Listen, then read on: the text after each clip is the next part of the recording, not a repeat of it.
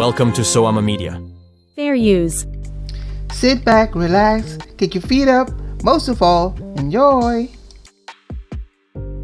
Cultural masks are known to have been worn long before human beings developed written language. Many types of masquerade used by preliterate societies have disappeared from history, frequently along with the societies themselves. In many cases, only archaeological fragments, drawings, or photographs remain to tell us what the masks looked like and give a sense of how the societies used them. It is known that the ancient peoples of the Americas used masquerade in war, religion, and entertainment, although the only surviving artifacts are death masks. For example, the Popol Vuh, the origin story of the Mayan, Quiche, civilization, tells how the god-hero twins Hunahpu and Ixbalanque entertained the lords of the underworld, Xibalba, with dances, including various dances named after animals, such as the weasel, Ku, and the armadillo, Iboy. Mayan vases show such dancers wearing masks, representing the titular animals. The earliest surviving masks are made of stone or seashell, and were found in the region now known as Israel, Palestine, and Jordan. These date back some 9,000 years. Wood, animal skin, and cloth masks were probably used for living masquerade much earlier, but, due to weathering, few have survived. It is known that the ancient Egyptians wore masks during religious ceremonies, probably made of linen, but no specimens survive. For example, carvings on temples and tombs from 5,000 years ago depict priests performing embalming rituals wearing a mask representing the fox-headed god Anubis, and they also show processions of priests carrying the sacred boats of gods while wearing masks, including masks of Anubis and the falcon-headed god Horus. The oldest surviving wood mask is what appears to be a crest mask representing an aardvark, discovered in Angola and dating back to around 900 CE. The disappearance of many ancient masking traditions was assured by the European campaigns of conquest and exploitation in many parts of the New World during the Age of Discovery. Tribal peoples were culled by disease, lethal enslavement, and sometimes genocidal campaigns. The Selknam and Yamana peoples, for example, inhabited Patagonia and the Tierra del Fuego region. European settlers invaded their territory in the 19th century and began hunting the animals these societies relied on for food, extensive sheep ranching on Selknam hunting grounds, and spreading diseases such as smallpox, measles, and tuberculosis, to which the indigenous peoples had no resistance. With much of their traditional game gone, the Selknam, who lacked any concept of private property, turned to hunting the sheep, which seemed like substitute game to them. Ranchers retaliated by hiring mercenaries to exterminate local tribes. Despite the efforts of missionaries, the Selknam quickly disappeared under the onslaught. By 1974, not a single full-blooded Selknam was left on the earth. Their unique culture died with them.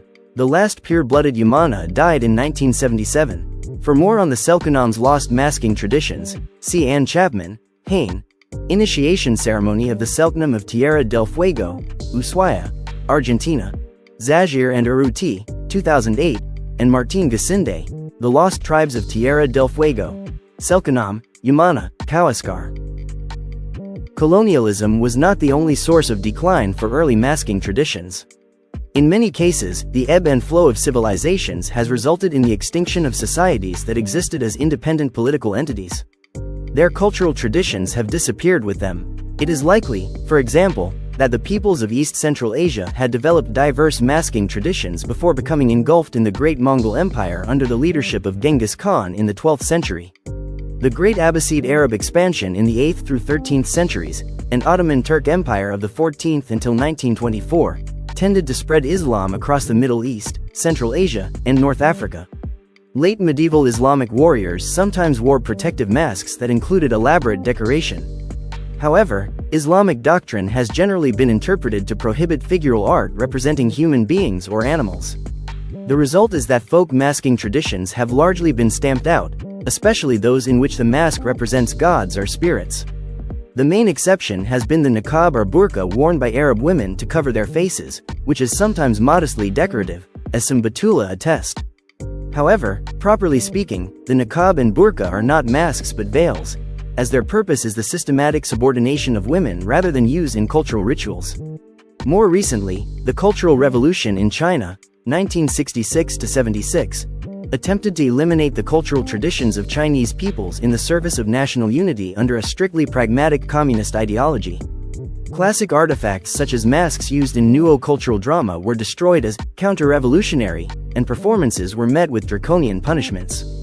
The Soviet Union also demonized Slavic cultural masking traditions on the same basis from the era of Stalin until its dissolution in 1990. Even when the cultural identity of the society survives intact, intercultural contact has radically altered or extinguished masking traditions. The Polynesian warriors of Hawaii, for example, were known to wear protective and decorative war masks made of gourds and plant fibers, but these were abandoned after widespread conversion of the islanders to Christianity. Christianity discouraged many cultural traditions, and the adoption of firearms and steel weapons rendered the old protections ineffective in any case. In societies colonized by proselytizing Christians, masquerade was heavily discouraged by missionaries and colonial governments, either outlawed or redirected into Christian themes. For example, pre-colonial masquerade in the Americas was altered so that traditional gods, heroes, and spirits were reinterpreted as devils and demons from Christian mythology, and new heroes such as Jesus of Nazareth and his mother, angels, and saints were introduced to homogenize and indoctrinate colonized cultures. Fortunately, some tribal masking traditions have survived contact with more technologically advanced invaders. The Hopi, Zuni, Diné, Navajo, and Apache nations of the American Southwest, for example, have all preserved their traditions in the face of overwhelming pressures to conform to the customs of colonizers. Masks from such traditions cannot be displayed, because tribal leaders have forbidden images of masked dancers, who are considered sacred when they wear the uniform and mask. Tribal masquerading traditions continue in Africa, Central Asia, and the Melanesian islands of the South Pacific as well, relatively little discouraged by colonization or religion indoctrination. Thanks for watching this video. I hope you come back soon. So till the next time, much love.